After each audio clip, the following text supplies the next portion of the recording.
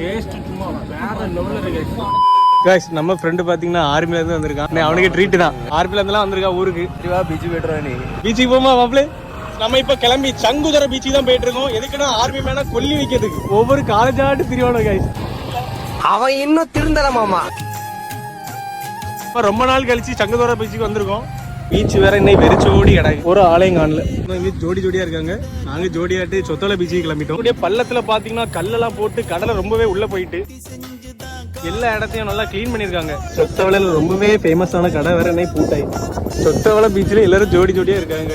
மறுபடியும் சங்குதர பீச்சுக்கே போலான்னு சொல்லி கிளம்பிட்டோம். இப்ப சொத்தவளை பீச்ல உட்கார்ந்து ஃபேமிலியாட்டு கதை பேசுறது போல கொஞ்சம் மண்ணெல்லாம் எடுத்து ஒதுக்கி போட்டிருக்காங்க. கிளம்பி சாப்பிடுவோம் வாங்க.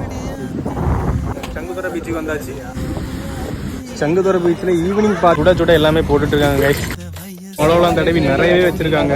எப்பவும் கூட்டமா தான் கைஸ் இருக்கும். கிழங்கு வாங்கியிருக்கேன். அது கூட ஒரு கிரேவி வச்சு கொடுத்துருக்காங்க. பாறை மீன் வாங்கிருக்கோம் கைஸ்.